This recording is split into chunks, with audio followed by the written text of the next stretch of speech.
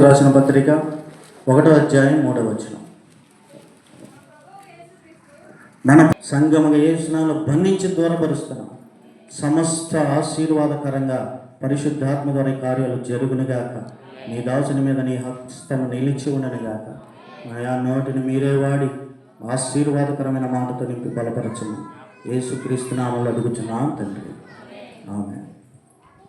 మన ప్రభువును యేసుక్రీస్తు తండ్రి అయిన దేవుడు స్తుతింపబడునుగాక. మృతుల్లో నుండి యేసుక్రీస్తు తిరిగి లేచుట వలన జీవముతో కూడిన నిరీక్షణ మనకు కలుగునట్లు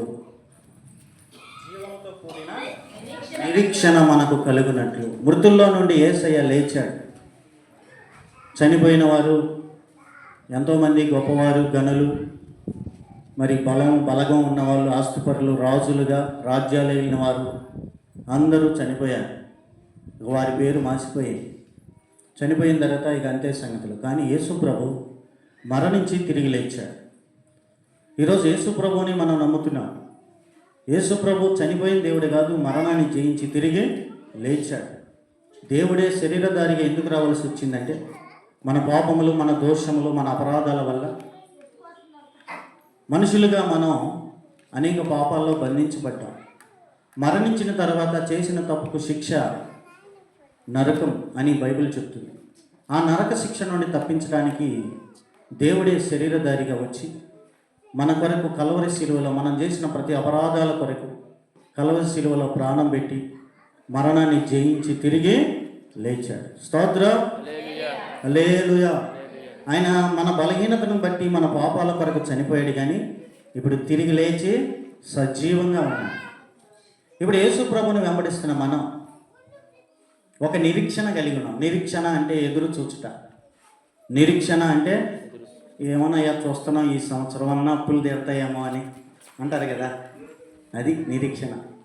ఏమో చూస్తున్నామయ్యా, ఈ సంవత్సరం అయినా మా పరిస్థితులు బయటపడతాయేమో అని. ఏమో చూస్తున్నానయ్యా, ఈ సంవత్సరం అయినా మా పిల్లకి పెళ్ళి కుదిరిద్దేమో అని చూస్తున్నాను, అంటే ఎదురు చూస్తున్నాను. నిరీక్షణ. ఎంతో ప్రయాసపడుతున్నాం, కానీ మరి ఈ సంవత్సరం అన్నా కలిసి వచ్చిద్దేమో చూస్తున్నానని పడాల్సిన ప్రయాసం అంతా పడుతున్నానని అంటారు కదా, అదే నిరీక్షణ అంటే. కానీ మనం మనుషులను నమ్మో, లేకపోతే మన బలాన్ని నమ్మో, మనం చేస్తున్న ఉద్యోగాన్ని నమ్మో, లేకపోతే మన పరిస్థితులను నమ్మో మనం ఎదురు చూడటల్లా. ఇప్పుడు దేన్ని నమ్మి మనం నిరీక్షిస్తున్నామంటే మన బలాన్నో మన జ్ఞానాన్నో బట్టి కాదు, జీవము గల దేవుడైన యేసయ్యనందు విశ్వాసం ఉంచటం వల్ల. స్తోత్రం చెప్పండి. మాకు యేసయ్య ఉన్నాడు, మేము యేసయ్యని నమ్ముకున్నాం. ఆయన మా ప్రార్థన వింటాడు, ఆయన మా పరిస్థితులన్నిటి నుంచి బయటికి తీసుకొస్తాడు. ఈరోజు అవమానపరచబడుతున్నాం, ఈరోజు తృణీకరించబడుతున్నాం, ఈరోజు అందరి చేత అపహాస్యం చేయబడుతున్నాం. కానీ ఒక రోజు వచ్చింది, నేను నిరీక్షిస్తున్నా. ఎందుకంటే దేవుని దగ్గర ప్రార్థన చేస్తున్నా, ఆయన వెంబడిస్తున్నా, ఆయన పని చేస్తున్నా. నా దేవుడు చూడాలని పరిచర్య చేస్తున్నా, నా దేవుడు నా కన్నీరు చూడాలని చేయగలిగినంత చేసి వెళ్ళి రహస్యంగా ప్రార్థన చేస్తున్నా. రహస్యమందు చూచు తండ్రి ప్రతిఫలం ఇస్తానన్నాడు. నా కన్నీరు ఎవరో చూడకపోయినా నా తండ్రి చూస్తున్నాడు. రహస్యమందు చూచు తండ్రి నీకు ప్రతిఫలం ఇస్తాడని బైబిల్ చెప్తుంది. కాబట్టి పరిస్థితుల వైపు చూడటల్లా, మనుషుల వైపు చూడటల్లా మాకు ఒక నిరీక్షణ ఉంది. అదేంటంటే మా తండ్రి మమ్మల్ని చూస్తున్నాడు, ఈ పరిస్థితులన్నిటిని మమ్మల్ని బయటికి తీసుకొస్తాడు. స్తోత్రం. అది నిరీక్షణ.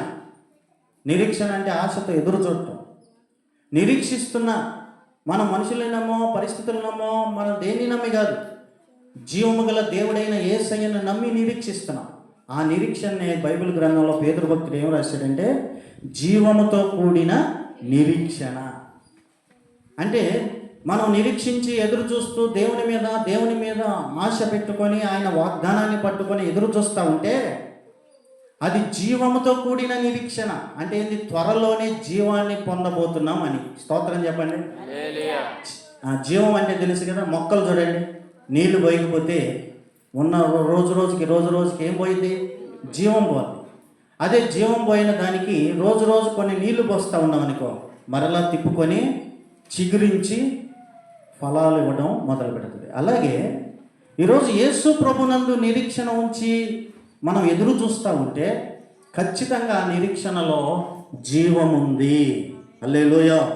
ఖచ్చితంగా ఆ నిరీక్షణలో ఫలము ఉంటుంది. చైనా దేశంలో ఇప్పుడు వెదురు బొంగులు చూశారు కదా, అదొక జాతిది వెదురు బొంగులను పెంచుతారు. ఆ వెదురు బొంగులో ఒక తోట వేసాడు. వెదురు బొంగులు ఉంటాయి కదా, తెలుసు కదా, బొంగు కర్రలు చూశారు కదా. చైనా దేశంలో ఆ బొంగు కర్రలో తోట వేసాడు. తర్వాత ఇంకో తోట వేసాడు. 3 తోటలు వేసాడు.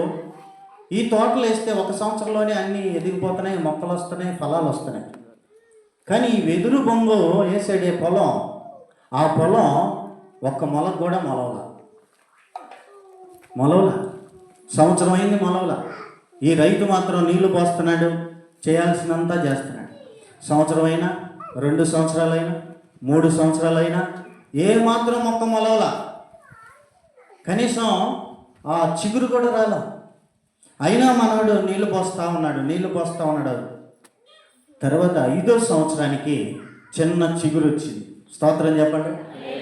చిన్న చిగురు వచ్చింది. ఎన్ని సంవత్సరాలకి? 5వ సంవత్సరంలో చిన్న చిగురు వచ్చింది. చిన్న చిగురు వచ్చిన ఆ మొక్క 1 వారం తిరంగానే ఎంత ఎత్తు మొలిచిందో తెలుసా అండి? 90 అడుగులు.